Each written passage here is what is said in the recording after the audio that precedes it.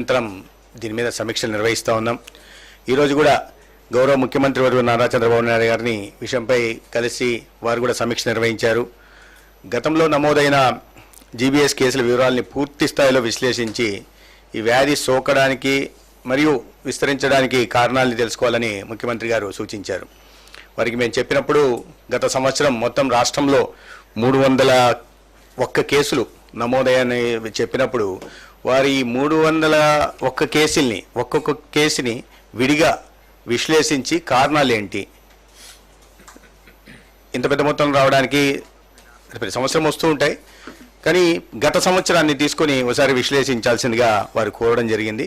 మనం 2024 సంవత్సరాన్ని చూస్తే 17 ప్రభుత్వ ఈ సర్వజన ఆసుపత్రుల్లో మొత్తం 301 కేసులు 10 ఆసుపత్రుల్లో నమోదయ్యాయి.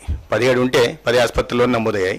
అత్యధికంగా గుంటూరు జీజీహెచ్లో 115, కాకినాడ జీజీహెచ్లో 45, విజయవాడలో 45, కర్నూలులో 33, విశాఖపట్నం కేజీహెచ్లో 28, నెల్లూరులో 21 నమోదయ్యాయి. 4 జీజీహెచ్లో 1 నుంచి 8 దాకా కేసులు నమోదయ్యాయి.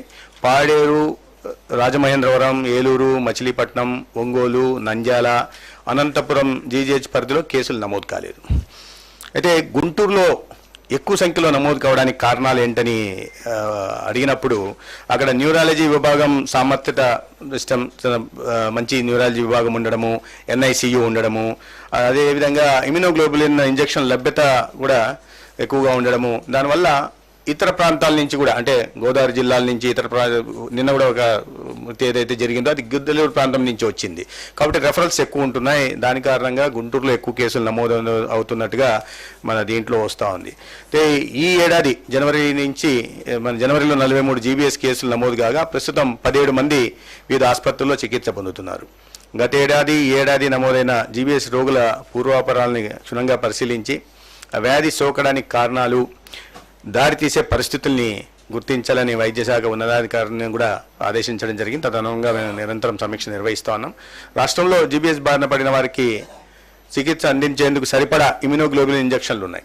మొన్ననే చెప్పారు స్పెషల్ సిఎస్ గారు, ఈ 1 లక్ష జనాభాకి 1 నుంచి 2% ప్రపంచవ్యాప్తంగా ఇదే నమోదవుతూ ఉంది. కాబట్టి దీంట్లో పెద్దగా ఆందోళన చెందాల్సిన విషయం ఏం లేదు. సంఖ్య ఎక్కువగా ఉంది. అయితే మృతి చెందిన వారి సంఖ్య నిన్న 1 వచ్చింది, గతంలో 1 శ్రీకాకుళం సంబంధించి 1 వచ్చింది. కాబట్టి వీటి మీద అందుకని ప్రత్యేకంగా కాస్త అప్రమత్తంగా ఉంటూ వీటిని సమీక్ష నిర్వహిస్తున్నాం. దీంట్లో పెద్దగా ఆందోళన చెందాల్సిన అవసరం లేదు. వీరికి ఏంటంటే 85% చికిత్స అవసరం లేకుండానే తగ్గిపోయే అవకాశం ఉంది. 10% మాత్రం ఇమ్యునోగ్లోబులిన్ ఇవ్వాల్సిన అవసరం ఉంటుంది. కాబట్టి దానికి సరిపడా ఇమ్యునోగ్లోబులిన్ ఇంజెక్షన్ రాష్ట్ర వ్యాప్తంగా కూడా సరఫరా చేస్తున్నాం. అనంతపురం, గుంటూరు, కడప, కాకినాడ, రాజమహేంద్రం, విశాఖపట్నం జీజీహెచ్ల్లో మొత్తం 749 ఇంజెక్షన్లు ఉన్నాయి. అదనంగా ఏపీ ఎంఎస్ఐడిసి గోడౌన్లలో కూడా 469 ఇంజెక్షన్లు ఉన్నాయి. వీటిలో 420 ఇంజెక్షన్లను ఇతర జీజీహెచ్లు ఎక్కడైతే లభ్యత లేదో ఇమ్యునోగ్లోబులిన్ లభ్యత ఆ జీజీహెచ్లకు తరలిస్తున్నాం. నిరంతరం పరిస్థితిని అంచనా వేస్తూ అవసరాల మేరకు అదనంగా ఇమ్యునోగ్లోబులిన్ ఇంజెక్షన్లు కూడా కొనుగోలు చేస్తాం. దానికి అనుగుణంగా ఇండెంట్ కూడా ఇవ్వడం జరిగింది. అయితే ఈ వ్యాధికి సంబంధించిన మెడికల్ సైంటిఫిక్ విషయాల్ని వారికి చెప్పడం కోసమే గుంటూరు ప్రభుత్వ మెడికల్ కళాశాల ప్రిన్సిపల్ ఉన్నారు. ఆయన ప్రముఖ న్యూరాలజిస్ట్ కూడా వారు డాక్టర్ సుందరాచారి గారు. అందుకని వారిని కూడా రమ్మన్నాం. ఈ విషయాల్ని చెప్తే ప్రజల్లోకి కూడా ఆందోళన చెందాల్సిన అవసరం లేదు. ఒకటి గుర్తించాల్సింది.